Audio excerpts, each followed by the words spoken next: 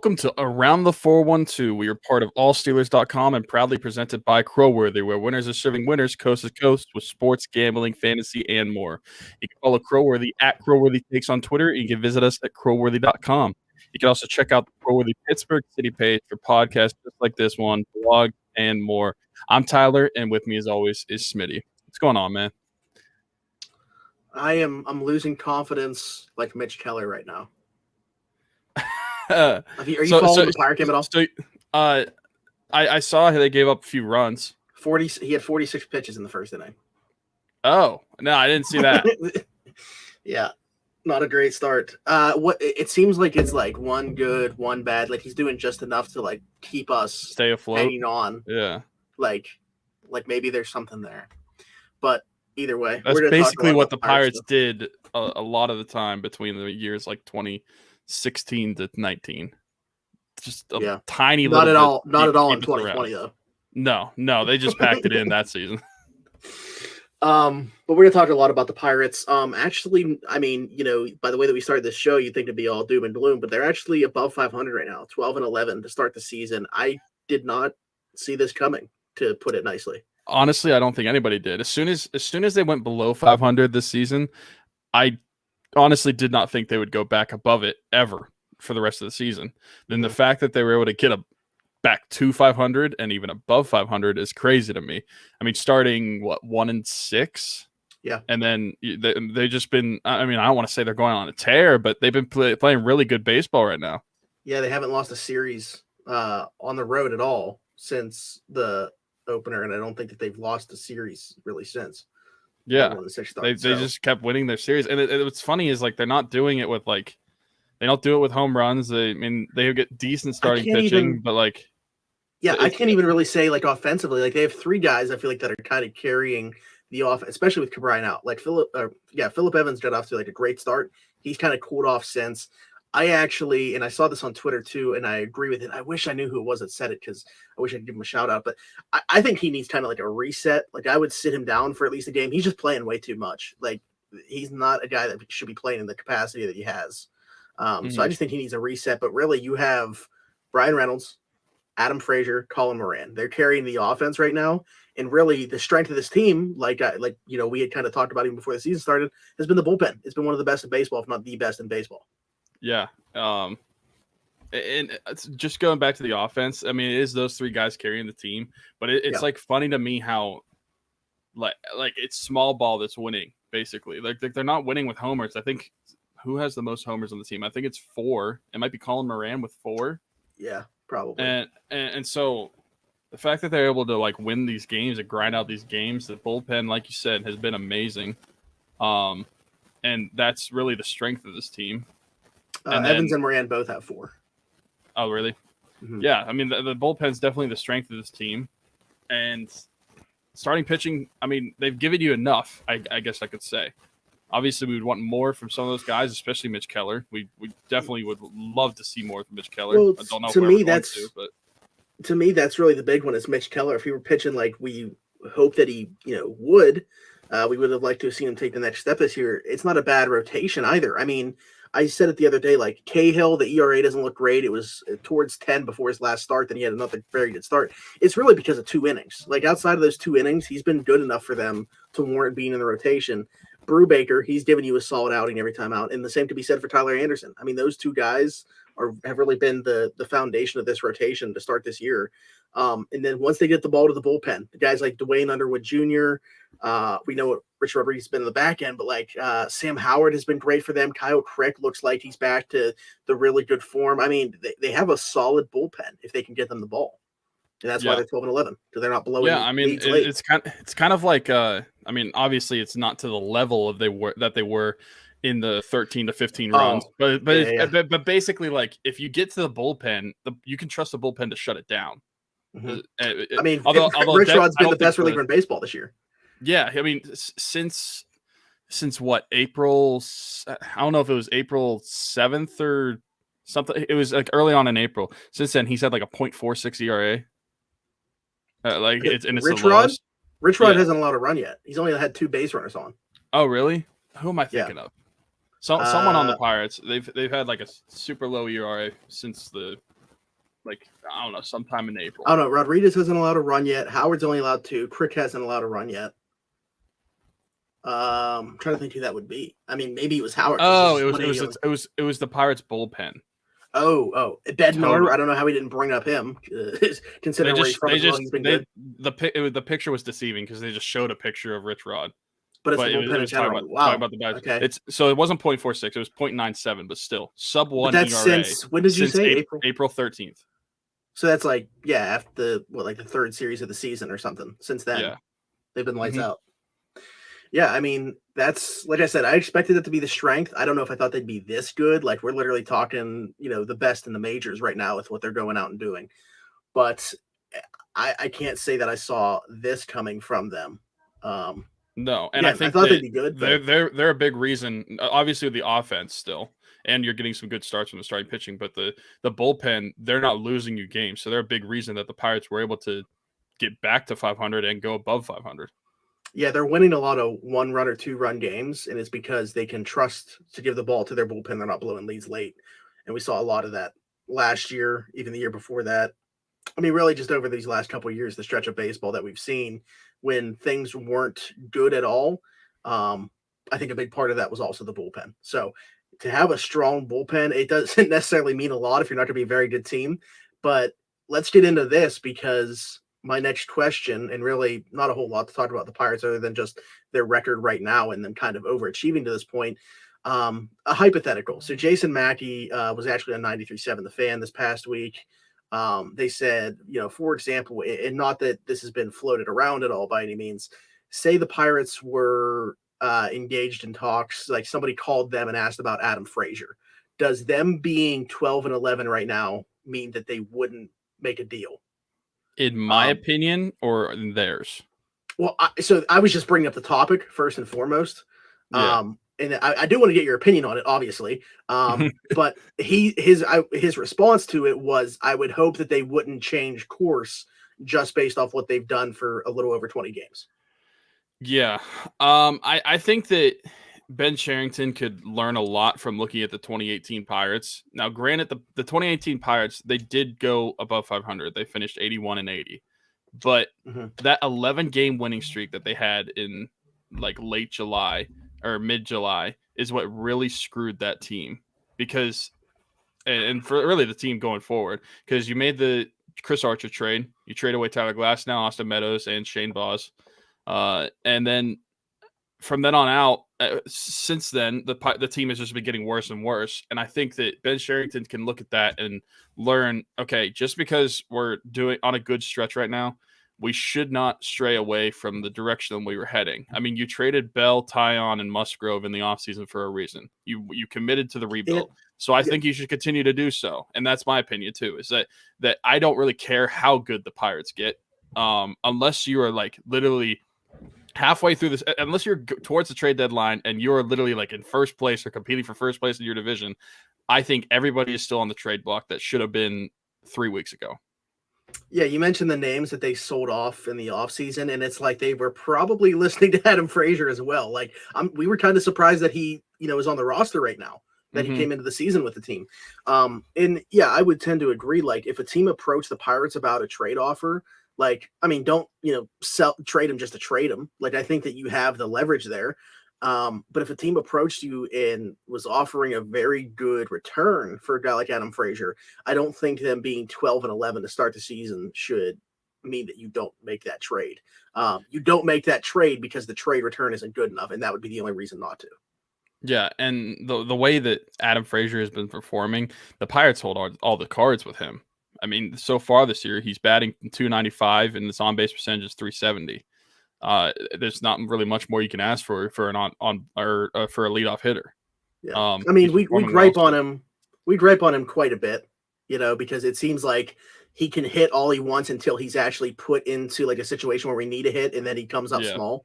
But if you look at his time in Pittsburgh, he's been one of the more consistent players on the team through his Pirates tenure. What you're getting from him, a consistent guy that's going to hit above 275, get on base at a 320 plus clip. I mean, those guys aren't just a dime a dozen. With the exception of last year, going back to Adam Frazier starting in 2016.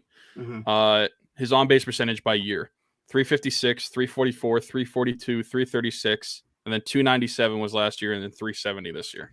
Okay, so it was higher than I expected. I said 320, but I mean, I guess that 1 year kind of does weigh that down a little bit. But at the same time, like Brian Reynolds, you look at his 2020, it was the greatest drop off of all time in terms of batting average from 1 year to the next. Yeah. And not that I agree with Bob Walk a whole lot, but he said something that I got to agree with about it. It's like anybody can have a bad couple of months. Like you see that all the time from hitters, and that's essentially what all of last season was just a bad couple of months. Like you're talking 60 game stretch. Sure, it was terrible, historically terrible, but it doesn't mean that's what those guys are as players. So Adam Frazier obviously isn't the 2020 form of himself. He's back to being that steady presence for the top of an order. And I mean, if you put him in a lineup where he also has more surrounding him, he could be that much more dangerous. Where like if you're actually, because on the Pirates, like we talked about it, they have 3 really good hitters right now in this lineup. If he goes to a team where he's not a focal point of the offense and teams can't really pitch around him, he could be that much more lethal regardless of where they slot him in. If he goes to a better team, I assume he's not hitting at the top of the lineup, but wherever they might put him. Hey, maybe he does. I mean, he's performing pretty well. I can see, say he goes to an AL team, they might use him as like the number 9 guy to roll the lineup back over because you see that typically happen, like a second leadoff guy. Yeah. So just throwing that out there. I mean, what guys do you think are not that I think everybody should be able to be on the trade block except for a few guys, but what guys in particular are you like, okay, the Pirates should be looking to move this guy at the deadline? Anybody in the bullpen, because in my opinion, a good bullpen means nothing on a bad team. And relievers, when I just mentioned like guys like Adam Frazier, not necessarily being a dime a dozen, good relievers. I mean, you find those guys every single year. Like Dwayne Underwood Jr. was just thrown away by the Cubs. Sam Howard was thrown away by the Rockies.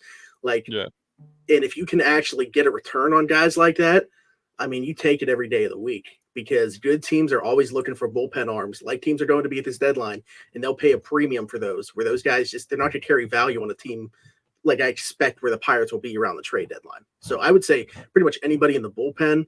I mentioned, man, like I want, they have nothing at catcher, and I want Jacob Stallings to be around for at least another year or two. But we'll see what teams might come in with a trade offer. Man, like Ricky in the comments mentions Moran. Yeah, and I was thinking about him too. It's like nobody's really untouchable to me besides Ke'Bryan and close. Like I think Ke'Bryan needs like that running mate, like a 1B, and I would say that's probably Reynolds.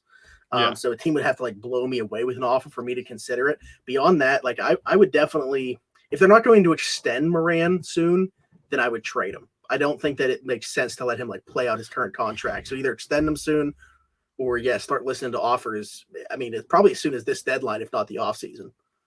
Well, let me look at his stats real quick because the way that he's been playing, this is kind of a breakout year for him in terms of consistency. And he's batting 289, 348 on base percentage. If he continues to keep this up and maybe even improve on it a little bit, like if he can get into that 295 range, close to 300, if that's in July, there's definitely going to be a team calling. So it's possible. I mean, you look at some of those guys in the bullpen. I think Rich Rod, obviously, if like it was right now, he'd be going to the All-Star game. But like Moran's making a case to be the Pirates representative. Yeah, so I think that Ben Cherington is going to have some tough decisions on what he wants to do with this team because, I mean, he'll have, 2 years of control left or after this on his contract, something like that? Something like that. I think he was still a rookie when he came to us, right? Was that his rookie year then, 2018? Yeah, so I think this is his fourth. This is his 4th year of control, so he would have 2 control years left. So, I mean, it's better to trade a guy while he has more control. You get more value out of the trade, and if he's performing well, it's going to be really hard to say no if a team wows you. Yeah, and you just start to think about that though. Like, I mean, I know people keep throwing the idea out there because they don't think he's going to stay as short like O'Neal Cruz. Who's playing first base like immediately after Colin Moran though? Like, dude, I have no clue. I can't even think. But if we had a catcher in the waiting, maybe you could move Stallings to first because that seems like a transition that's typically made catcher to first base. As guys get older and they don't want all the wear and tear on the knees. But like in-house options right now, I mean, they got Todd Frazier playing at first base tonight. He doesn't have a hit on the season. So, I mean, Cole Tucker's tall, isn't he? Maybe you just call him up, play him at first base. I have no idea. Phillip Evans. I mean, really, I don't really care who they play there at this point. Yeah. Because it's nice that the Pirates are doing well, but at the same time, I don't really care if they're doing well right now. So if they were to start losing games, wouldn't be the worst thing in the world. And I know that sounds bad, but here's why nights like tonight are so discouraging is because they're not only are they losing this baseball game, but we're seeing Mitch Keller, go back into his nibbling style where he can't throw strikes and just doesn't have an out pitch. He's constantly going to full counts, can't fool anybody. Like everybody knows what's coming. What do you do with him? Not getting swings and misses. You know what I would do, honestly? And I know that there probably isn't many people that would agree with this because they're just like, let him figure it out in the rotation. Who cares? We're not going to be very good. What I would do, I would bring him out of the bullpen for a little bit. I thought you were going to say send him down to AAA. No. I don't think that would do anything. I think that he's like, if things don't start to pan out in the majors, it still wouldn't do anything to send him to back AAA. Like he's already done everything that he could there. He's dominated at that level twice. Like he came back up here, made his debut, and did it again. So I just think that he's at what we very well could see happening. He's a quad A guy, a guy that succeeds to the highest degree at AAA, but is not a major league pitcher. But at least for the time being, while we search for that answer, I would bring him out of the bullpen. And you need one of those starting options to come back first, obviously. Or you can have that Miguel Yajure come in and be like a regular in the rotation, but you have Chad Kuhl on IL right now. You also have Cody Ponce coming back at some point. Stephen Brault when he comes back. I mean, you don't have these options right now, but when you do, I mean, that's something that I've thought about for probably about a week and a half now, ever since. So Mitch Keller looked decent his last time out. Of course, because it seems to be like 1-1-1. Yeah, like every other start's decent. The start before that, after that, when I was like, man, I would try him out in the bullpen for a little bit, take him out of the rotation, bringing him in like a game where you're getting blown out, like a long reliever type situation, and just see what happens. Maybe he needs an opener. Maybe that's where he can learn if he comes out of the bullpen to learn how to get to just that aggressive nature as a pitcher, because that's what he's been lacking. And I feel like more often than not, I feel like relievers really have that because it's like, okay, I'm in here only for a little bit of time. And so while I'm out here, I'm just going to punch this guy in the mouth. And I think if he's able to get that attitude, that might help him be able to become a better starting pitcher, because once you do it for one inning, then maybe you do it for a couple innings, and then that turns into a start eventually. Because right now, I mean, Mitch Keller is just, he's just like a little kid out there. Honestly, it would be like, it looks like you're taking like a junior high pitcher, the confidence of a junior high pitcher, and putting him against an MLB lineup and be like, hey, pitch to him. That's what it looks like. Like, I know it's a different situation because he hasn't been a starter since high school. But if you remember, I don't know if it was like the first or second time Jeff was on the show and he was talking about, his mindset as a pitcher. It is completely different than being a starter because you don't know. It's like you get the call, like you might have like a minute's notice or something like that.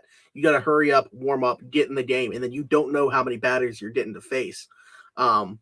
And then, you can kind of just, and why he said he transitioned to it so well and liked it so much is you can kind of just empty the tank, if you will. Just throw everything that you got at the guy.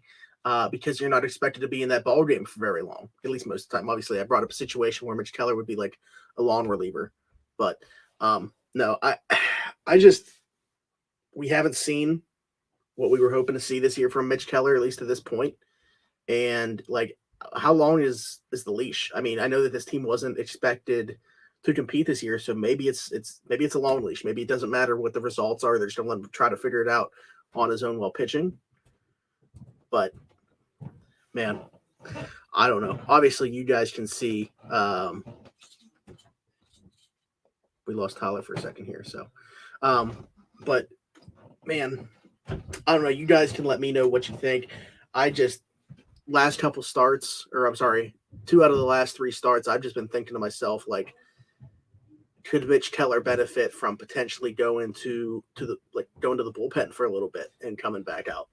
I don't think that a trip down to AAA would do anything for him. I just don't see that benefiting him. I think he's maxed out what he's going to do there. So you guys can let me know what you think about that.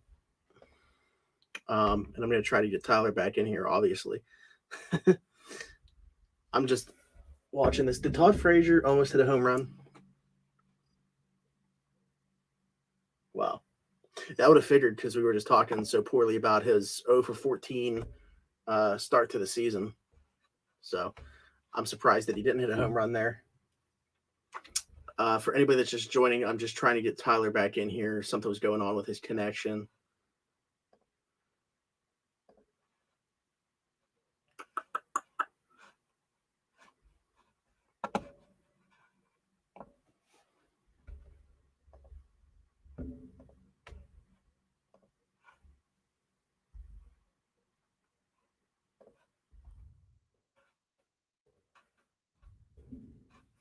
You know what? While we wait, this might be funny. I'm going to go on Pirates Facebook comments and see what I can find there. Because I know last time I did Penguins Facebook comments. Yeah, he's got Donnie's internet. That's true. Oh, the Pirates haven't even tweeted anything about tonight's game yet. Although 2 hours ago they put up something, so maybe. Oh, this is funny. Fred says 0.97. I wasn't sure if that was the bullpen's ERA or Gregory Polanco's batting average. I was fooled, and so are the fans of Pittsburgh. That's funny. That's a good one. Bullpen remains on fire. Mitch Keller does not.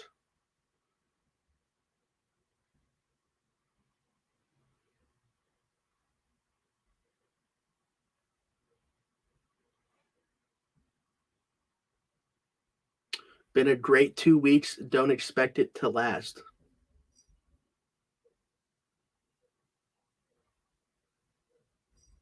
I enjoy the positivity coming from the Pirates fan base in the Facebook comments. I was reading Pirates Facebook comments until you came back. My computer completely crashed.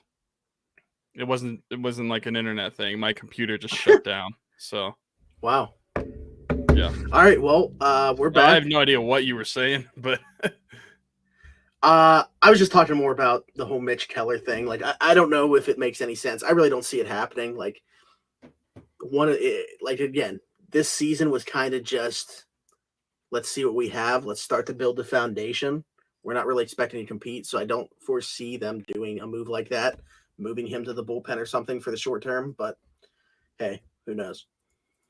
Maybe eventually they move him off the team. Also, Key Bryan, who had the setback and everything like that, it looks like is starting to work his way back again gradually. They didn't find anything new when he visited the wrist or hand specialist or whatever he went to. So I guess that's good news. Yeah. But I mean, it's good to get the face of your franchise back.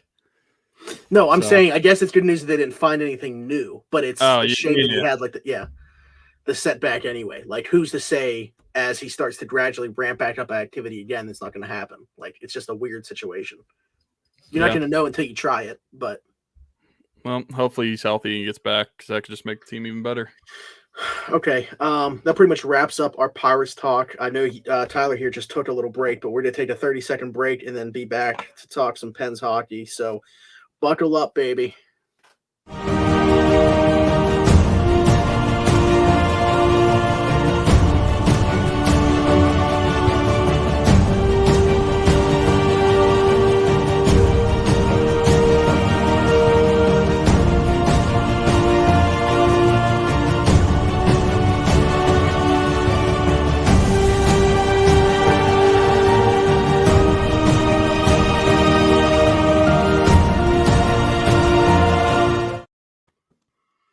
All right, welcome back, everybody. It's time to talk some puck.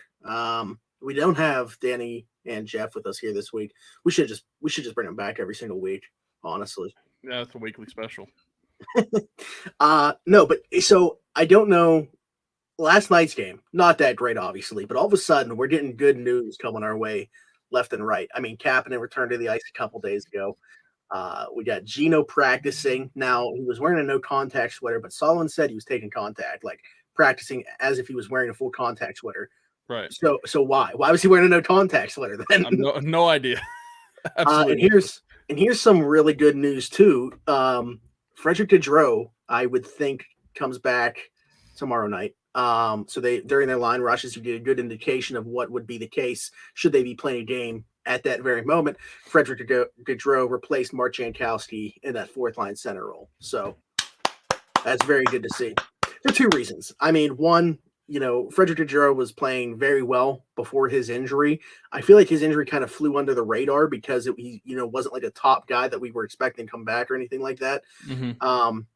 But like he had been so good for this team and good like situationally too. Was a good penalty killer, created a goal for them essentially shorthanded on his own, even though Zach Aston Reese was the one that scored it. So I'm excited to get Frederick Gaudreau back onto this team, man. I mean, I know that like when healthy, it might just be for like a game or two, because he's probably not in the lineup when healthy. But hey, I mean, with what he was providing this team for as long as he's in the lineup, like I trust him to play, 10 minutes a night.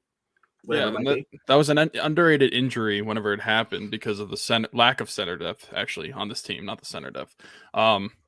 So whenever he goes down, you're kind of screwed. But the luxury of having Jeff Carter here, he's able to slide back into that fourth line, and then whenever, like you said, whenever everyone's healthy, he might not play, but when he has played, he's been playing pretty well. Out of the group of like younger guys, the AHL guys that have come up, he was one of the better ones to come up and play. So I have no problem with him being in the lineup. I'm looking forward to it until Malkin comes back. And if anybody else were to get injured, knock on wood that doesn't happen. But I'm completely fine with him stepping in and not losing a step.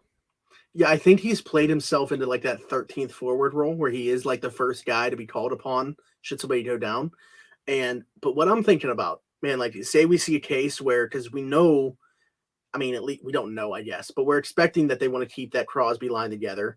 I think we have a good indication that Carter McCann and Zucker could. We have a good indication that he wants to play Tanev, Bluter, and Aston Reese together. Like if Evan Rodriguez doesn't work out with Kapanen and Gino, and they think Frederick Gaudreau might blend better with those guys, maybe that happens, and it's Evan Rodriguez that's out of the lineup. Now, Evan Rodriguez has played very well. Has he played wing at all with the Penguins yet, Gaudreau? I'm actually not sure. I mean, he's very good in the face-off circle too, so that's why it'd be interesting. Like, I guess if that were the case, you could potentially see like Carter bump to left wing, or something. If Rodriguez wasn't working out, I mean, this is completely hypothetical. I guess what I'm getting at here, the main point of all this is that I think Gaudreau has played himself into being like the first guy out of the lineup, so the 13th forward for this team. Yeah, it's finally nice to get some good news health-wise for this team because a lot of the season there hasn't been any good news about health.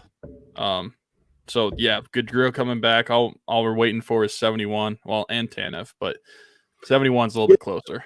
Well, you know what the good news is? Not that Tanev. I mean, we have to see Tanev get back on the ice and actually like practice and stuff first. He was skating on his own, but all those guys are on the trip with them. So, like even Tanev.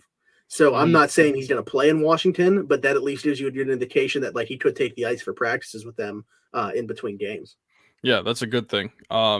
Whenever a guy's traveling, you know that they're not like if there's no chance that he does anything, he just wouldn't go. So. Right. Yeah, it's encouraging. All the injuries coming back, and hopefully just please stay away. Like I don't want anyone else to get injured before the playoffs. When we only have 6 games left. Yeah. So we talked about as we're talking about the lineup, you just start to realize like the options that they have, and that's the biggest thing. And we talked about that last week, like all the options that Jeff Carter gives you. The return on investment, man. Like I know that we have the bias, obviously, but was there a better like value deal at the deadline? Now, the obvious one is, hey, like Boston didn't give up a first-round pick for Taylor Hall. Yeah, I was going to say, and I want to talk about that trade as well. But as far as like you look at the price that they paid for Jeff Carter, and Taylor Hall's a free agent after this year, Jeff Carter's not. Mhm. Like, I think that just from a value standpoint, you can say that the Pens might have done the best at the deadline. Honestly, yeah. For the way Jeff Carter's been playing, I mean, he's got 3 goals so far. He's had 22 shots in 8 games with the Penguins. His Corsi with the Penguins so far is like 56.9%. Probably better So than it was probably better before last night because nobody had yeah, a great night last night. probably. Even though he scored a goal, everybody's getting caved in. So Yeah. But I mean, he's been really good so far. There's no denying that.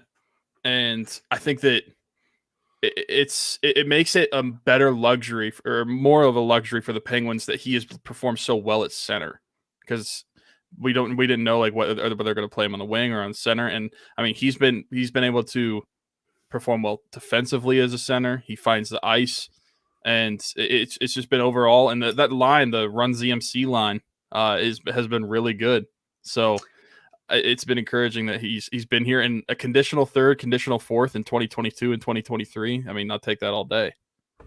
yeah, I mean, you're talking about a middle six player who contributes on the power play as well as can kill penalties. We've seen that as well. Is good in the face-off circle. Can play either wing as well should he have to. I mean, when you talk about what he brings just from a versatility and an option standpoint for Sullivan, who, we talked about it last week with those guys, like that's what he loves is the versatility in his forwards. That's why, he loves a guy like Evan Rodriguez, a guy that can play center or both forward spots. And Jeff Carter is just kind of like an upgraded version of that. Tyler said, can Gaudreau play wing if necessary? Do we have a way? I mean, I don't know if we could probably look that up and see if he's played games at either wing. I've only seen him as a center.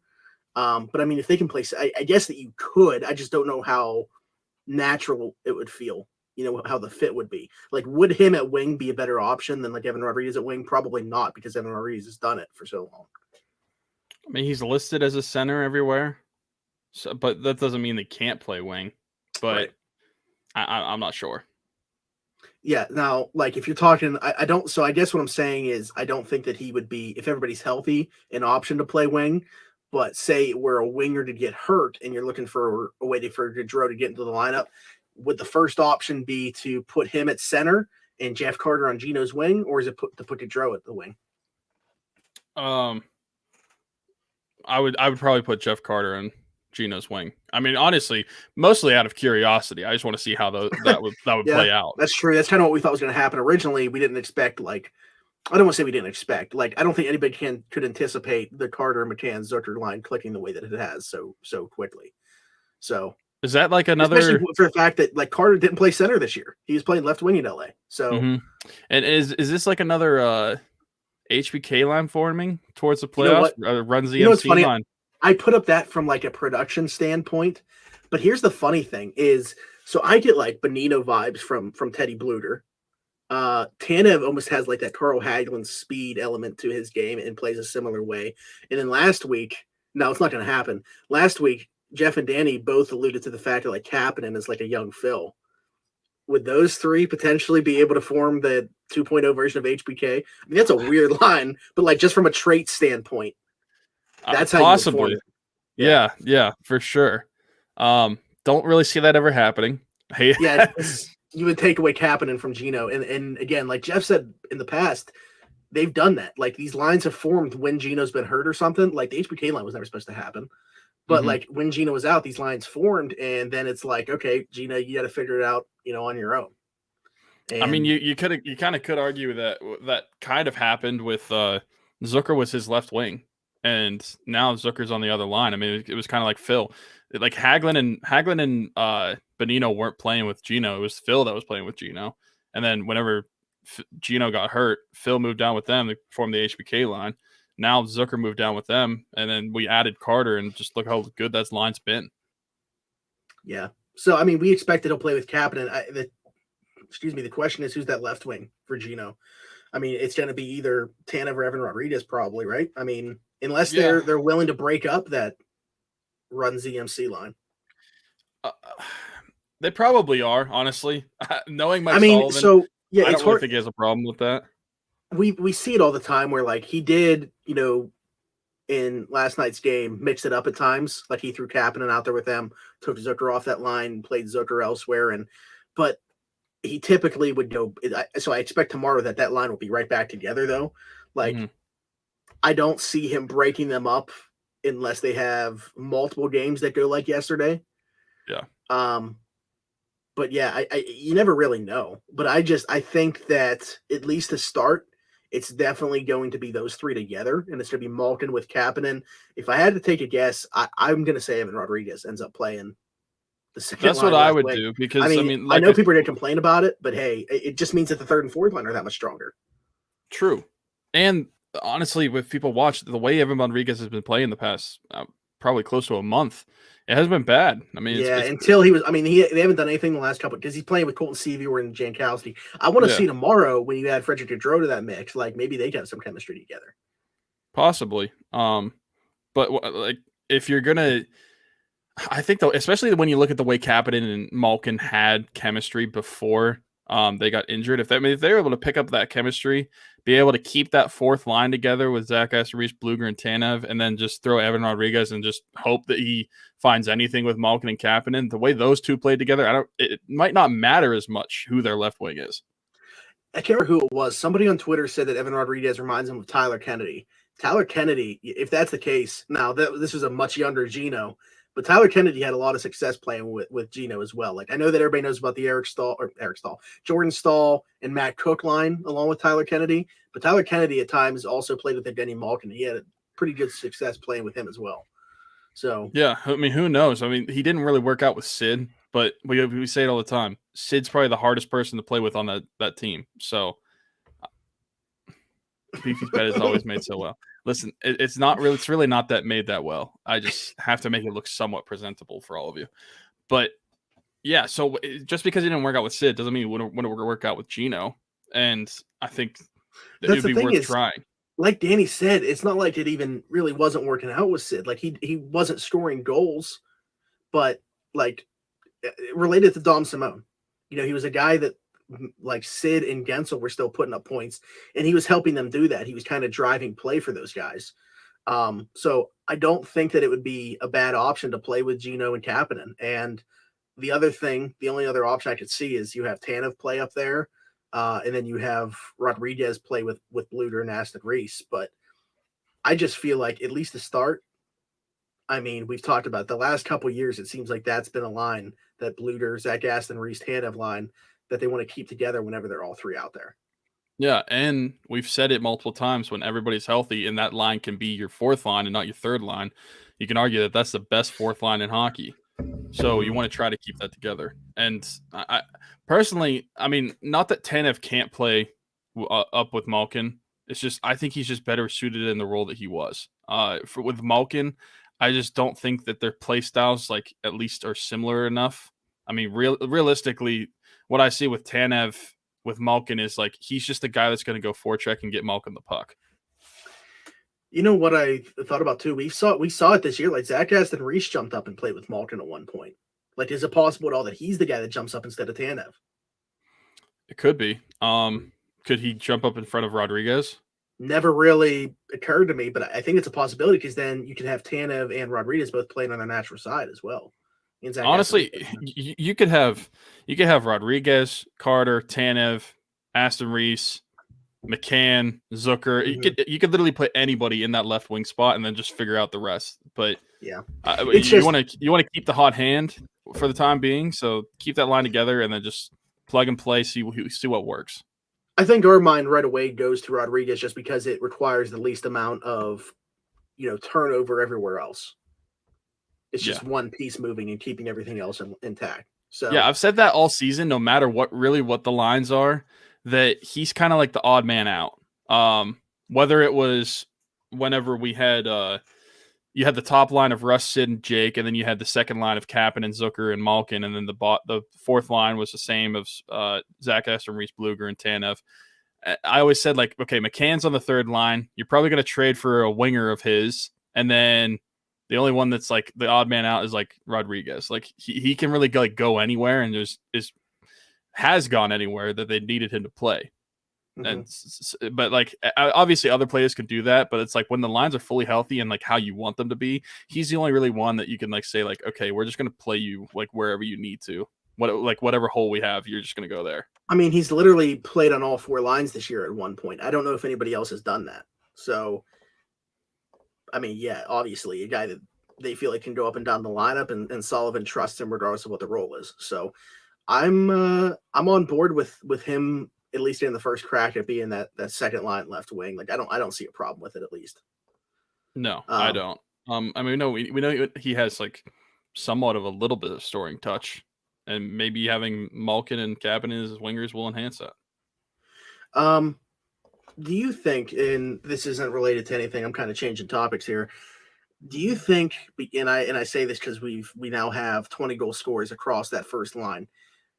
We talked about Crosby, we bring up Rust on here because he's been on the show and stuff. Gensel, I feel like we kind of just gloss over the production that he puts up. I mean, do you feel like he's one of the more underappreciated players in the league potentially? Like whenever you see these lists put out of the top left wings in the NHL, like he's typically in the top 10. But some of the guys that people put over him, like Svechnikov in Carolina, like, and he's still young. Like he's going to be a great player, and he is a great player right now. But it's just like, I think people discredit his production just as he plays with Sid, and we've seen him do it even when Sid was out. I do. I think that he's very underrated. And you know what else is underrated? His cap hit of $6 million. Just saying. But I think playing with Sid is just like kind of like the ultimate, like, okay, but would you do this elsewise? Obviously, we know he can, but anyone looking at him around the league was like, okay, I could score 20 goals if I played with Sid. Obviously, no, you can't. We saw Dominic Simone not be able to do that. Right. But yeah, this guy's production is incredible. He is averaging over a point per game this year for the first time in his career.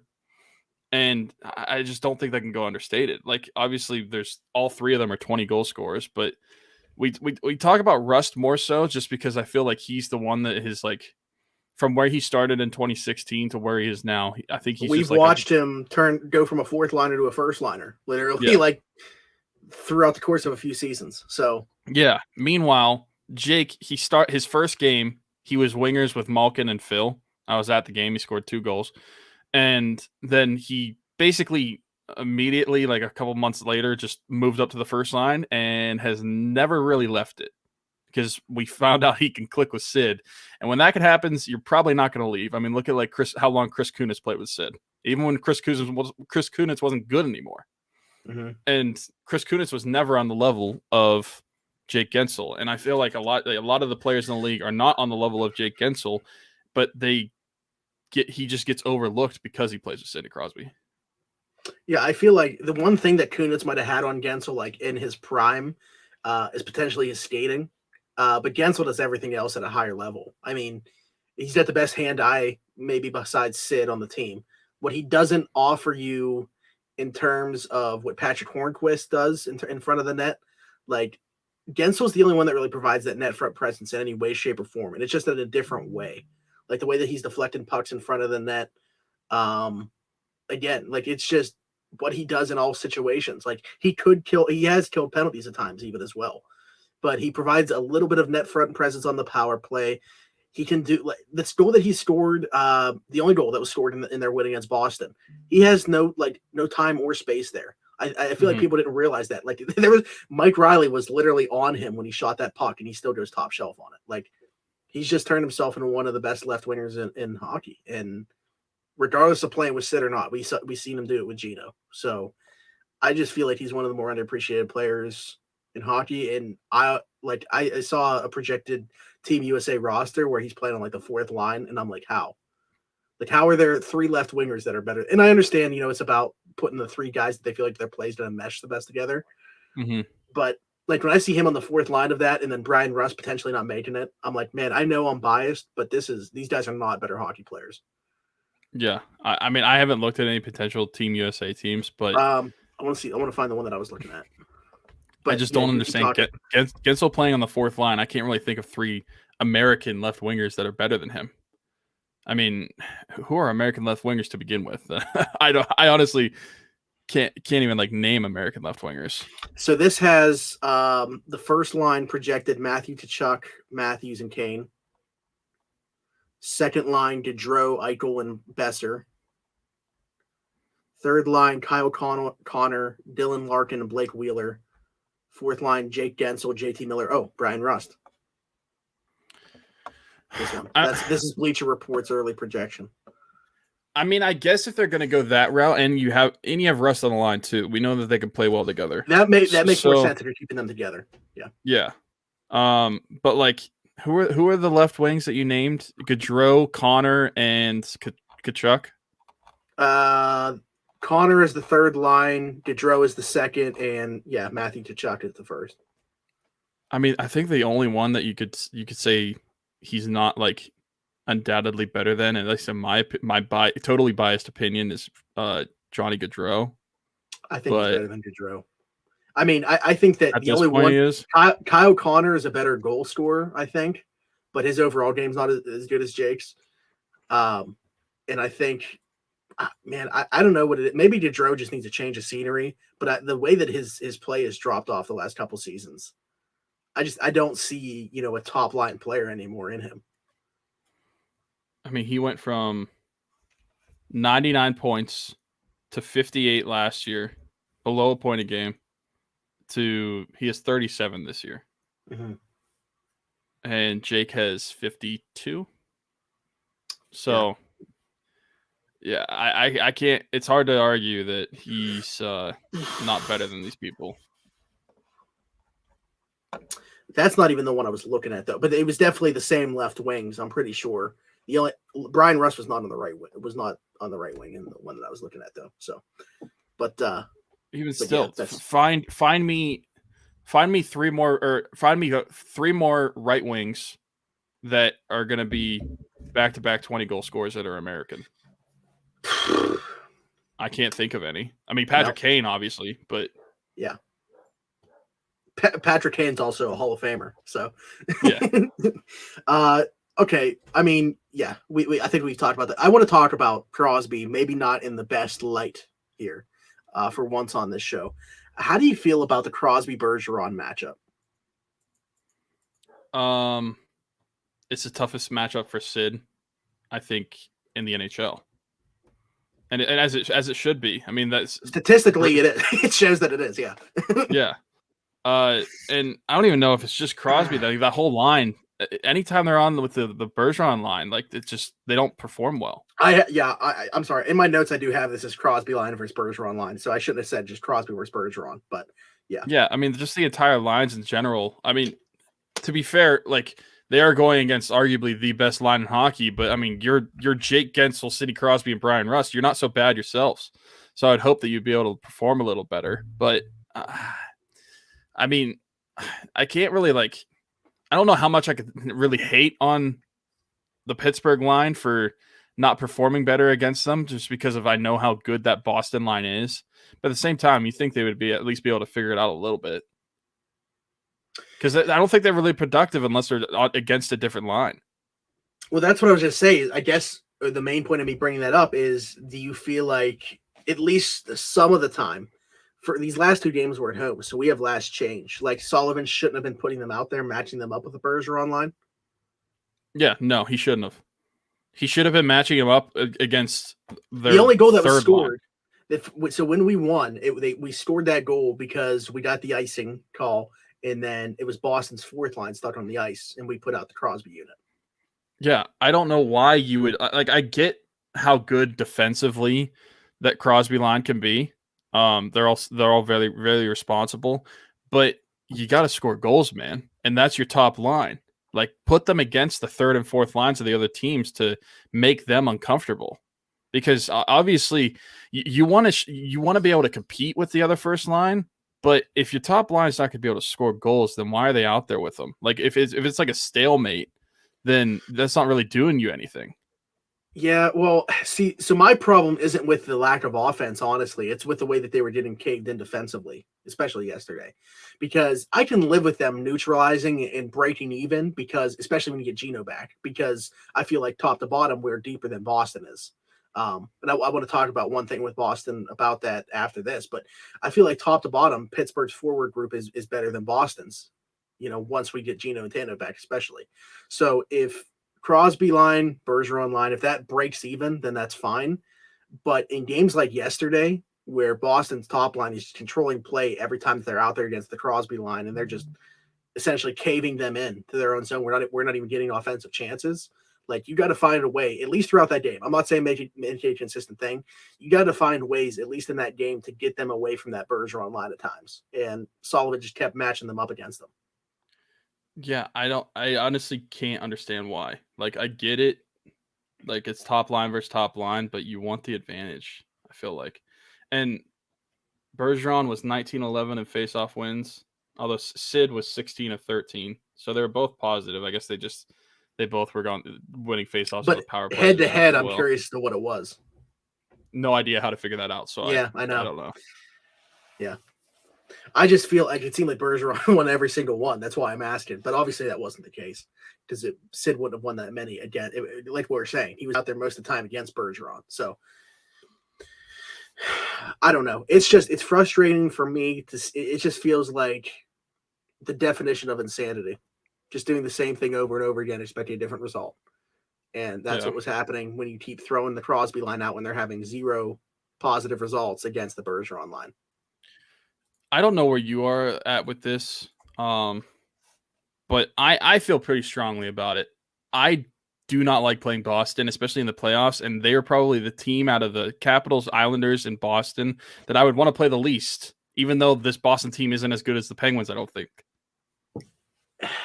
Yeah, for me, that's tough, and that's what I wanted to bring up. I feel like Buffalo trading Boston Taylor Hall made them go from a team that I wasn't so sure could hold off the Rangers for that last playoff spot to whereas now, like you said, I'm not that thrilled of the idea of even getting the top seed if Boston stays the 4. I think that there's a better matchup in there for the Penguins than playing Boston in the first round. And it's all because Buffalo traded Boston Taylor Hall. Like, what he's done for that team, because we talk about it all the time. The perfection line was really all that Boston had before that trade. Now you have secondary scoring from not just Taylor Hall, but David Krejci, who had 1 goal just a couple weeks ago. All of a sudden, he's scoring because of playing with Taylor Hall.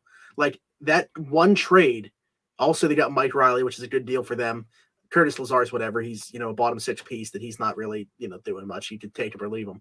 But Taylor Hall and Mike Riley, those 2 trades have completely turned Boston from a team that I thought, not sure they're going to make the playoffs. If they do, they'll be a first-round exit, probably against the Caps, to whereas now I'm like, man, do we even want the 1 seed to face off with them in the first round, or do we just want home ice against the Islanders and let the Caps and Bruins battle it out?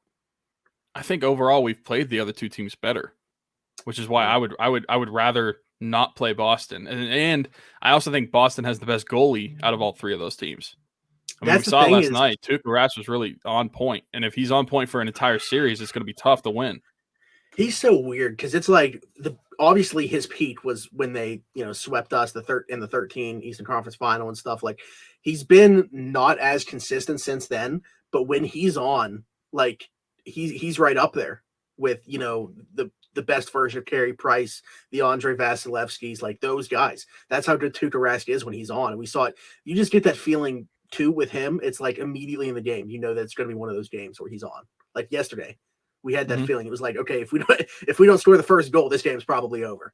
And that's what happened. So honestly, I hate saying that I can't trust the Penguins to win that series, but Boston is this team that makes me the most uncomfortable when I think about having to go into a playoff series with them.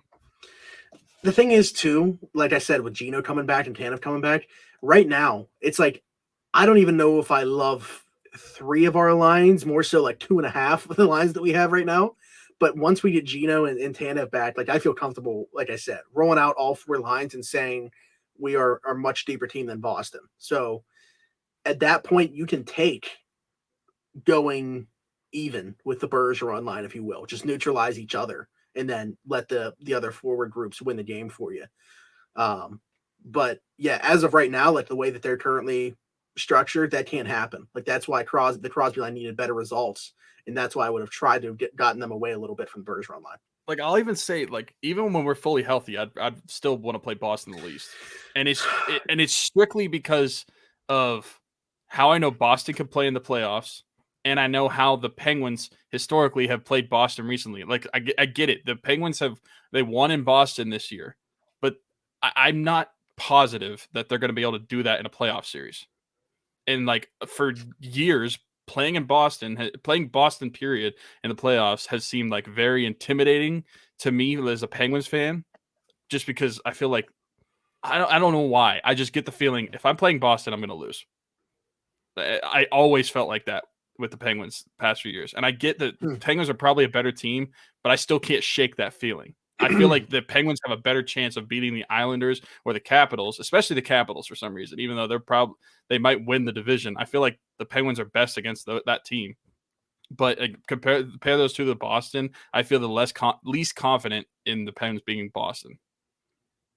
Yeah, I think I'm just overconfident in what the Penguins can do when they're healthy, because like we haven't even seen Malkin and Carter both on the ice for a game yet. Like, and hopefully we get to see it for a few games before the playoffs start. I'm of the mindset that this team is deeper than any of the other three teams, and I think that I probably would agree with you if I were ranking them. I might rather play the Islanders than the Caps, but definitely I think Boston would be my third option. And I think the biggest thing is probably Rask. Like you look at the other goaltenders, I'm not sure who Washington's goalie would be in a series. If it would be that Vanacek or Samsonov, I'm not sure who they would roll with. And the Islanders would probably be Varlamov. Like neither one of those names to me stack up to the idea of playing Tuukka Rask if he's on in the playoffs.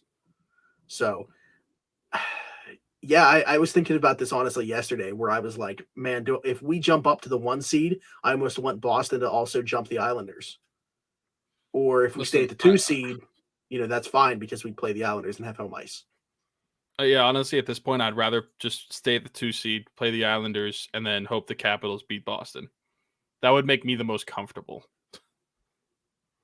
Caps Boston, that would be something. Like just watching the regular season games this year. I don't know, like they haven't even been in the same division before this year, and they have it just looks like such a heated rivalry every single time. Mm-hmm. Just that obviously like Tom Wilson hit that was on Carlo, Frederick going after Ovechkin. Like I don't know where this came from within a matter of 1 season, but those teams can't stand each other.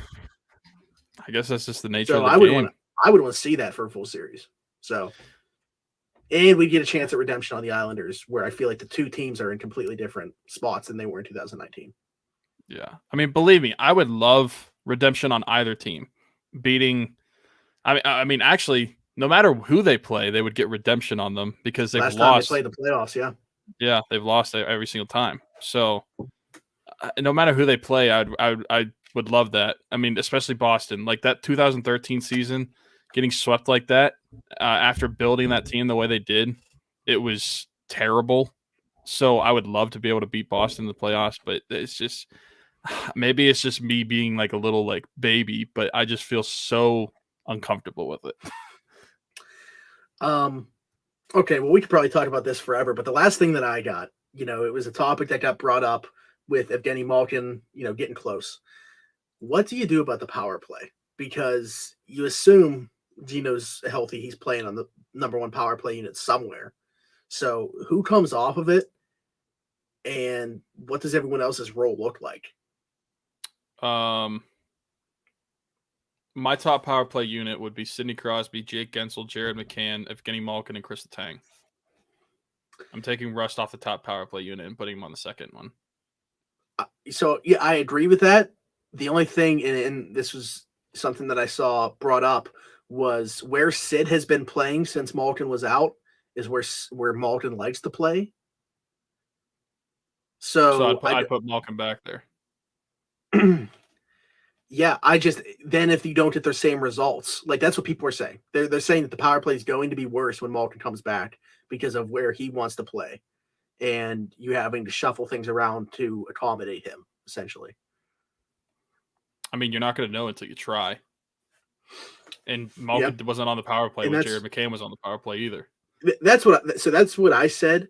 And, people that are saying like they're not excited for Malkin to come back because of that, that's not, first off, he makes them a better team 5-on-5 regardless. But just talking about the power play, like even if that's the case, that's on Sullivan then and Todd Reardon to figure that out.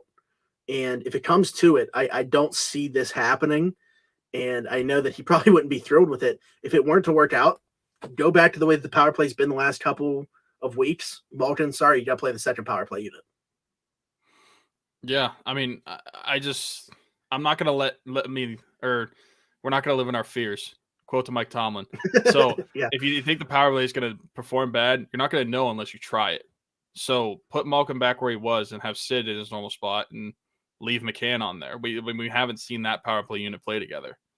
Yeah. We don't know. It's Maybe they're just good, but it's funny that your top three guys in terms of power play goals would be the only three that you could potentially consider taking off there. Like mhm. McCann, Gensel, and Rust are the top three power play goals for this team. You're not going to take Sidney Crosby off the power play, and you got to have one defenseman out there. It's Chris Letang. He's kind of the quarterback for it anyway. He makes everything happen at the point. Like, so it's a conundrum. I'd say it's probably a good problem to have, though. I mean, like I said, in worst case scenario, Gina's got to be okay with playing on the second unit. And that second unit could look very lethal, by the way, if that happens, because you have Jeff Carter, Zucker, him, John Marino, and maybe Matheson. I mean, you play two defensemen still, even if Gino were to play like that kind of second point role along with Marino. I don't know. Yeah, and even if you keep the top power play with Malkin on it, and then you move Russ down, that's still a Kapanen, good power play unit. Yeah, Kapanen's an option, so they got guys that can do it. It's just a matter of how do you keep the power play performing at the level that it has without Gino when you get Gino back. You test it and try it, and it doesn't work, you switch it up. That's all you can do. I'm not gonna let. I mean, obviously, Mike Sullivan isn't going to think this way, but fans thinking like, okay, the power play is going to be worse. Let's not put Malkin on it. I think that's foolish. Yeah. Yeah, like he's going to come back and be on that number one unit. I guess what I'm saying is if you're not getting the results, you can't be afraid to go back to what was working because this team, even this year, like they're not scoring a whole lot at 5-on-5. Like they're doing a lot of damage on the power play. Especially now, like we've seen them jump into the top 10. If they stay even at 5-on-5 and win on the power play, that's how they're winning a lot of hockey games. So they have to make sure that it stays above water, essentially, is what I'm saying. Whether that's with Evgeny Malkin or without. But I think they can do it with. Yep. They got a lot to figure out. Lines, where they're going to be in the playoffs. Don't know. Do you see the Rangers goal differential is plus 35? It's the best in the division. I was going to bring that up because, yeah, it's the best in the division. And it's probably, it's got to be one of the better ones in hockey, I would think. Probably. And they're not even going to make playoffs. That's got to be like the best goal differential for a non-playoff team ever. Yeah, and I know that they don't want to hear this, but you got to be feeling pretty good like going into next year if you're the Rangers and a Rangers fan. Like they don't care about that. They don't want to hear that right now. They want to make the playoffs. But I think like bigger picture, they got something there. I mean, I was saying this team is going to be like really good in like 3 years. It might be a little bit sooner than that. The way that they took a step this year, because I think the Rangers they pretty much fully committed to a rebuild too, like a couple years ago. Yeah, and then they win the lottery. Like it's the last one. But even Lafreniere hasn't been doing a lot. The team as a whole has been playing a lot better. Yeah. But I think once they put him with who's he been playing with? Was it with Strome? Was it with Strome? Maybe both those guys. Once he got put on their second line playing with whoever he's been playing with, they've been drastically improved. So yeah, I like their chances going forward. I think that they're going to be a really good hockey team next year. I don't know what they're going to do as far as like, does the NHL just go right back to what the alignments were before next year, or what the plan is? I guess we kind of have to see what's going on in the world at that time. Adam Fox should win the Calder, or not Calder, Norris, by the way. He should definitely be up there. Yeah, I mean, I think he has a very strong case. I mean, every year it's basically who's the best offensive defenseman. Based off that, yeah. Like I mean, if the way that NHL votes it, he should win it. Like I don't really care if his team's not a playoff team. I see. Yeah, I see what you're saying now, based off the history of the way that they voted. Because if it were me, like I'm not saying that he doesn't, because I really don't know. I'd have to take a deeper dive into the numbers, but it'd also be more about not just him putting up a huge number of points, but I'd also want to see what he's doing in his own end. So, I mean his Corsi is only 50.8, but I don't know what his like. I don't have his advanced stats of like expected goals for against or what all that sort of nerdy that's what I'm crap. saying. Without looking at those, I'm not even arguing that the point that he should be the Norris, because based off the way that they vote for it, you're absolutely right. I'm just saying, if it were me that historically had a vote on this, I'm not so sure that I could definitively say that without looking at what he's done in his own end. Yeah, but you're not a NHL writer, and you don't you actually care about what you play defensemen do on defense. Yeah, I mean, otherwise you could just give it to Brent Burns or Erik Karlsson pretty much every year before this year. What are those guys doing this year, by the way? No idea. Sharks suck. I know. Like Erik Karlsson, he had like the biggest drop off from being the best defenseman in the NHL. 19 points in 44 games. For Karlsson or for Karlsson. Okay. And it's got a negative Corsi. So I mean, obviously, let me find Burns real quick. I mean, obviously, playing on the Sharks doesn't help, but yeah, those are a couple guys that a couple years ago are considered, especially Erik Karlsson was considered like the best defenseman in the NHL. That's what I'm saying. You feel like Burns 27 points in 48 games. Okay. 2 years ago, Brent Burns had 83 points in 82 games. Yeah, and that's what I'm saying, though. With those point totals, he was always in consideration for the Norris, even though not that great of a defenseman.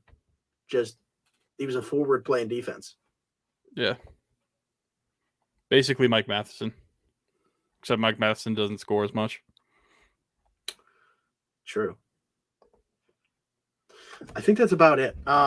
Speaking of the Rangers, I mean, you could probably make quite a bit of cash this year betting on the Rangers, whether that just be, straight up even for the second half of the year, but especially if you were picking them to cover. You could find that out and find out if we like the Rangers a lot if you join us on Viget. Viget is a newer betting app. It kind of brings that social media element into it. You have betting leagues. You have a chat that you can chat with people. It sets up a leaderboard where you and all your friends can see where you guys rank from the start of the month to the end of the month. We have a leaderboard. Obviously, that's why I'm talking about it with Around the 412. So if you guys download the Viget app, use Crowworthy when you sign up. That's CROWWORTHY. And then reach out to us when you download the app, and we can get you on our leaderboard.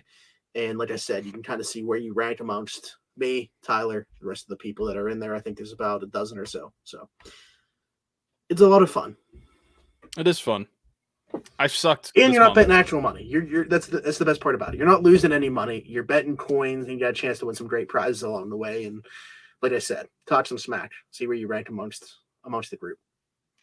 You'll definitely, well, maybe not May. Hopefully not May. But if you get in it before April, you're definitely ahead of me. I'm dead last. Other than that, I think it's about it. Tell you guys about Keats Barbershop real quick. Keats Barbershop's an old-fashioned barbershop. It's located at 180 Brighton Avenue in Rochester, PA. He's open 11 to 7 Tuesday through Friday and 10 to 4 on Saturday. Every Tuesday, he has $5 off for military personnel, first responders, and nurses. Well, tomorrow's the big day. The NFL draft is upon us. Actually, just past 8 o'clock, so little less than 24 hours from right now, we'll be live again for another show for the first round of the NFL draft. Obviously very excited about it up until that 24th pick, and then I'll probably be disappointed. But at least for now, I'm excited. How long does it take for? So obviously the draft starts at 8 o'clock, but is it like the pick? Is it like, are they on the clock at 8 o'clock? Or yeah, I think they have 10 minutes from 8 o'clock. Okay, so how many seconds is it going to take for the Jaguars to be on the clock for it to say the pick is in? I feel like it shouldn't take less than 30 seconds. It should be right away, and the Jaguars know that. Everybody at home is going to know that, but it's still like last year. Everybody knew Burrow was the first pick, and it still took us to like 8:20 to find out. It's ridiculous. We're gonna the Steelers will probably be picking after 11. Yeah, I'm looking forward to it. Okay, so you guys know we got a ton of prizes. I put out the tweets for pretty much all of them. Excuse me, because most of them are going to be giveaways that incorporated other things. For the Cam Hayward Color Rush jersey in the 8x10 autograph photos of Highsmith and Banner, though, we're not doing those beforehand. You're going to have to be in the chat with us tomorrow night when we give those away. So if you're not here, sorry, pal, you don't have any shot of winning. All right, best guess. Who's going to be a Steeler at 24? I'm not moving off the pick. There is part of me that thinks Najee's not even getting to 24, but because I'm saying best guess, if he's there, that's who they're taking. I just don't see a way around it.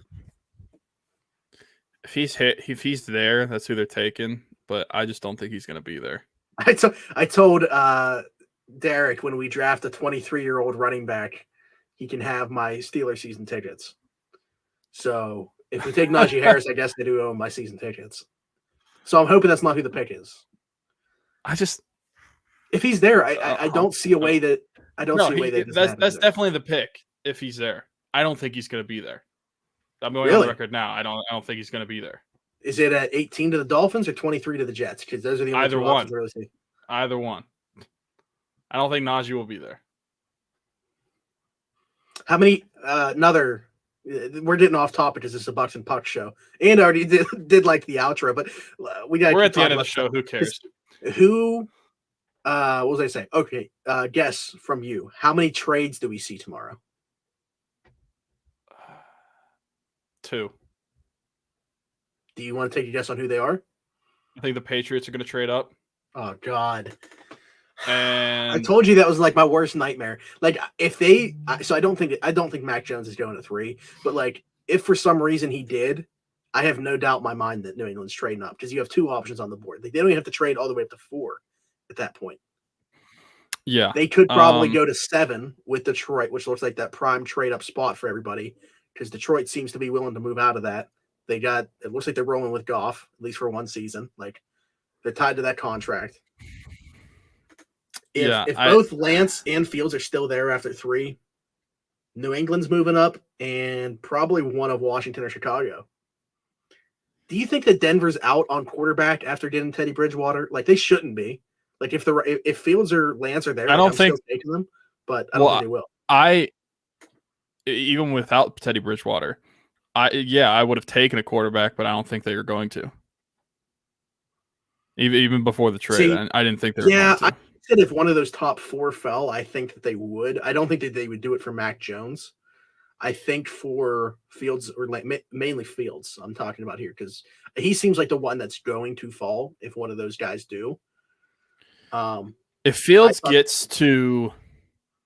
Yes. I don't care what number you say. The answer is yes. I was going to say between 10 to 12. Are you calling? Yeah. It's worth at least calling about. Now, can they get into a bidding war? I'm not so sure. But Derek if they said didn't no. even call. If he gets to 7. Okay. If he gets to 7, he's calling.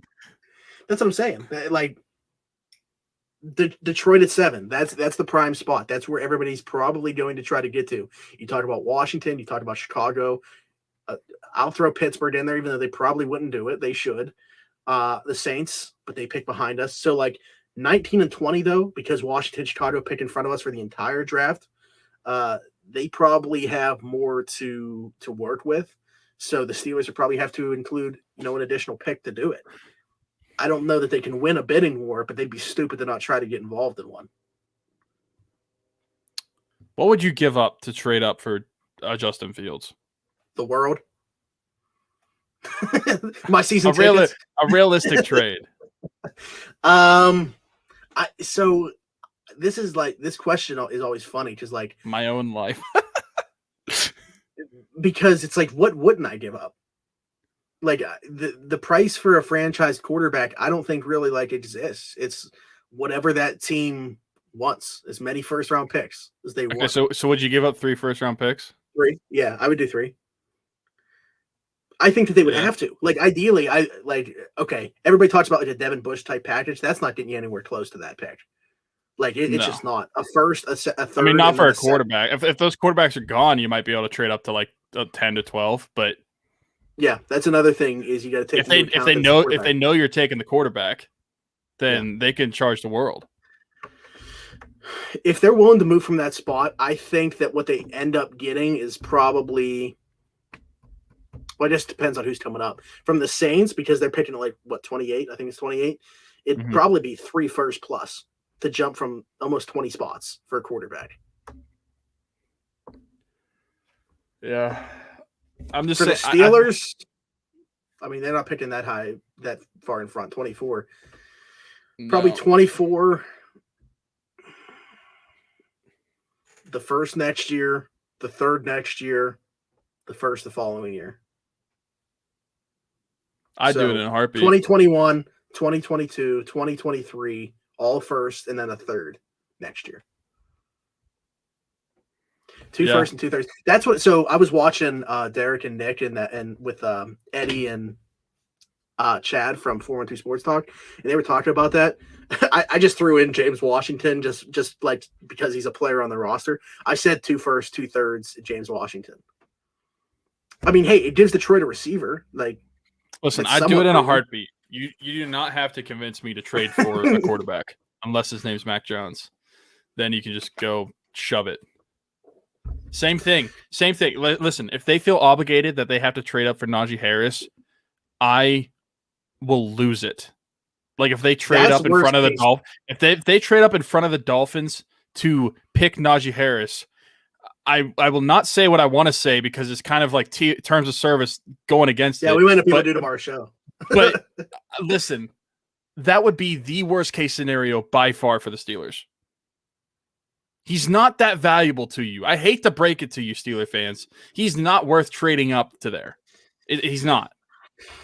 Like, no matter who the running back, like if they trade up for a running back, end of story. Like, regardless if it's Najee, regardless if it's somebody else. Like the Bills are trying to trade up for Travis Etienne potentially. I'd be upset if I were a Bills fan about that. It's like, so stupid. Trading up for a running back. I don't like the idea of taking a running back in the first round at all. Like your roster has to be pretty much complete for me in order to do that. It's such a luxury pick, let alone trading up to do it, giving up additional capital, especially when you're the Steelers with all the holes that they have. I mean, maybe like second round if you want to, like if Javonte Williams falls to a slot where you're like, okay, we should like trade our 55 and try to get him, then that's better than trading 24 to try to get Najee or knowing you have whoever. Knowing you have the third round comp for Bud and the 5th round for Filer coming back the following year, maybe they could move up from 55, and use their own third because they have that ammunition the following year. I mean, I still don't love. I'm not saying I'm not saying I want to do it, but it's more palatable. Yeah, literally, if you trade up from 24 for a running back, we're gonna be all excited too. We're probably gonna be all excited when they move up from 24. We're gonna be like, yes. They're doing it for obviously like Fields probably wouldn't be on the board, but we're gonna be like, yeah, they're moving up for like Jeremiah Owusu-Koramoah or somebody like that that's still JC on the Horn. board. Micah Parsons just falling. Yeah, like somebody like that, and then they draft Najee. And again, this is nothing against him. He's my RB1. I think he's the best running back in the class. For if he were coming into the Steelers in like if we didn't have Bell in 2017 and he were coming into the 2017 Steelers, that'd be like the situation like that, where the rest of the roster is very good. But current state of the Steelers, Najee Harris is not moving the needle, and it makes no sense to do at their current pick, let alone trading additional capital to do it. If Najee and Travis are gone, and if any tackle that you would want is gone, do you draft a center? Or do you look at defense? I trade back. Yeah. I trade back, but do you, I have to stay at that pick. You stay at 24. What are you doing? What are the corners like? I'm gonna assume that. Wait, did you say is Jeremiah Owusu-Koramoah still on the board? Or is he I didn't even get into that. Yeah, I just if he's on the board, that's my pick. Okay, I just did. I did. I just said tackles and running backs. And you can keep Etienne and Harris on the board, by the way, in this case. Well, I know what you would do. Okay. No, and honestly, I mean, they had good representation at Notre Dame. I mean, I think that he's a legit consideration there at 24, even with those guys on the board, because he's not just a linebacker. Like he could play safety. He could play in the slot where they need a slot defender anyway. Yeah. Like, go back to last year and think about like Isaiah Simmons, the role that we wanted him to have. Not necessarily how Arizona ended up using him, but like what we saw to him at Clemson and thought he would do in the NFL. To me, this is a similar player, and I think that's why I would take him. I wouldn't talk about taking a traditional linebacker or like even a Zaven Collins who can provide something off the edge. I don't like that pick necessarily either. But for JOK, I mean, I'm on board with that. For sure. I asked about the corners though as well, because well, I'm assuming by 24, Surtain the second is going to be gone. He's going to be gone. JC Horn's probably going to be gone. I would guess Greg Newsome's gone. Okay, that's who I was mainly wondering if he was still on the board, because I would consider him as well. Well, I would say Farley and Newsome I would guess might be gone, but Farley I'm not sure about. If there's multiple teams out there that think that he might need another back surgery before the season starts. I mean, you're talking about potentially knowing that I'm not talking about, I don't know for sure that he'd need a red shirt year and wouldn't play at all his rookie year. But I mean, with the medical concerns as is, if he needs an additional surgery, like the only team that's going to take a chance on him high, and this wouldn't even be in the first round, I would circle like the Jets, who have 3 picks in the top 34 because they have the second pick, obviously, just kickoff night too. Yeah. Them, or like, maybe Jacksonville, because they're in a similar situation where they have 2 first and then that early second. Yeah. So I think he would still be on the board at 24. That's what I was asking for a team like the Steelers with all the needs that they have. Like, I don't know that they can take that risk on Farley. Like, I love the player, just not so sure that we would see it happen or that they could do it. Did someone just hit a homer? Need to hit. They need to. Yeah, Eric Gonzalez just did a homer. They need to hit on their first 3 or 4 picks. They need 3 starters, I think, to come out of this draft minimum, and like 5 guys to contribute minimum rookie year. Who are the starters? Running back, center, and slot corner. Oh yeah. And I think that even like tight end 2 and edge need a guy that's going to be at least like that Vance McDonald and do those type of snaps. Because I don't think it's Gentry or Rader. And again, I brought this up too. I think that we still could see them do something in free agency. They're just waiting to after the cap formula is not playing into it. I'm still thinking we're seeing Jesse James come back to Pittsburgh. But if they had a tight end in the draft, I won't be so sure on that.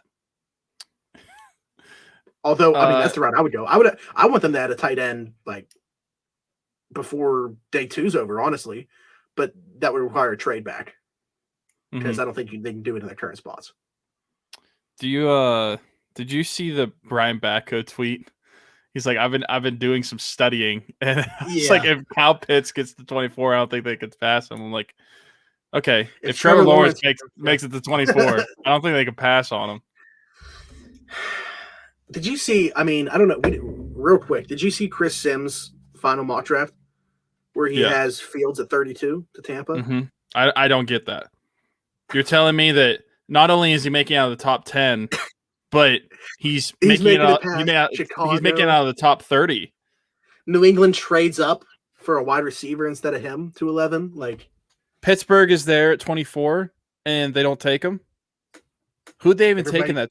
Did he have Najee going to Pittsburgh? No, it was Dickerson. Oh yeah, because I was like, if they just draft Dickerson at 42, yeah. I don't know. I'm cautiously optimistic for tomorrow. Also, Stallings just hit a home run. It looked like I thought it got robbed, but did the guy drop the ball? It a comeback. I've been here for years. All right, people, we got to get out of here. Yeah, if we pass on Fields, this is a Bucs and Puck show. We've been talking about. I didn't get to finish, Derek, because of the home run there. I am cautiously optimistic, thinking that they won't have the chance to pick Najee. I already said my case. I don't think he's going to be there. Yeah. Hey, we'll see. If you're right, and I hope you're right. You're right. Very good. Who's your Oakland pick that you have to get right? Jeremiah Owusu-Koramoah. Okay. And then I have to get for the Jets. I got Mekhi Becton last year, and then I have to get Zach Wilson right and Samuel Cosme. So I got, going back to the 2019 draft, because I got Abram right for the Raiders. That was the only pick I got for them. I've gotten at least one pick for the Raiders right in the first round each of the last 2 years. And last year I had the position for their other first round pick. I just said it would be Lamb and not Ruggs. Yeah. So, which everybody did. So I'm not special in thinking that. But all right, we will see you guys tomorrow night. I'm very excited for tomorrow's show. I'm going to be drinking Long Island iced teas on stream while the draft. I'm probably going to have to get also another drink or something. Also, Pens and Caps will be going on simultaneously, probably the second 2 periods. So have that on as well. And we're going to have some of our friends in here. We hope to see you guys join us. I am very, very excited for the process in general. For the Steelers, I'm kind of worried. But overall, I'm excited for the draft. Yeah, I'm excited to see who goes where. Thanks for listening to this episode of Around the 412. This has been a presentation of Crowworthy, where winners are serving winners coast to coast with sports, gambling, fantasy, and more. Don't forget to follow us on Twitter at Around the 412. Follow them at Crowworthy Takes. Visit the Pittsburgh City page at crowworthy.com. Check out my final mock draft before tomorrow night, by the way. Let's see how accurate I get, and much more. Until then, we'll see you. Bye-bye.